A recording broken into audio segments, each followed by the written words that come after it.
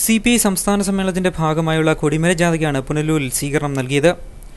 ശൂരനാട് പാറക്കടവ് രക്തസാക്ഷി സ്മൃതി മണ്ഡപത്തിൽ നിന്നായിരുന്നു കൊടിമര ജാഥ പര്യടനം ആരംഭിച്ചത്.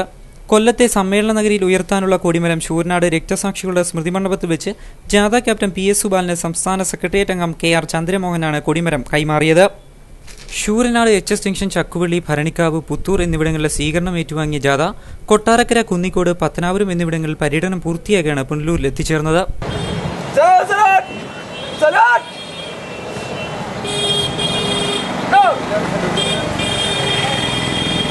പാർട്ടി പ്രവർത്തകർ ജാഥയ്ക്ക് വൻപിച്ച സ്വീകരണമാണ് പുനലൂരിൽ നൽകിയത്.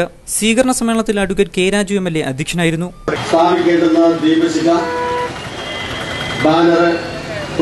കൊടി, പതാക ഇതെല്ലാം തന്നെ വിവിധ പ്രദേശങ്ങളിൽ നിന്നായി, സംസ്ഥാനത്തിന്റെ വിവിധ രക്തസാക്ഷി കേന്ദ്രങ്ങളിൽ നിന്നായി കൊല്ലത്തേക്ക് പ്രയാണം നടത്തി വരികയാണ്.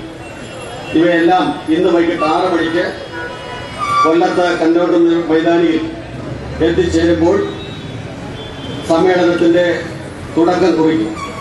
സംഘാടക സമിതി സെക്രട്ടറി C. അജയ് പ്രസാദ് സ്വാഗതം പറഞ്ഞു. CPI നേതാക്കളായ K. Radhakrishnan, K. Sasidharan, H. Abdul Khader, L. Gopinatha Pillai, K. Sivasankaran Nair എന്നിവർ സംസാരിച്ചു. ജാഥയ്ക്ക് സ്വീകരണം ഏറ്റുവാങ്ങിക്കൊണ്ട് ജാഥ ക്യാപ്റ്റൻ PS സുബാൽ സംസാരിച്ചു. പുനലൂരിലെ സ്വീകരണം ഏറ്റുവാങ്ങിയ ജാഥ അഞ്ചൽ, കടയ്ക്കൽ, ചടയമംഗലം, പൂയപ്പള്ളി, അമ്പലംകുന്ന് വഴി സമ്മേളന നഗരിയിൽ എത്തിച്ചേരും. News bureau, Punalur.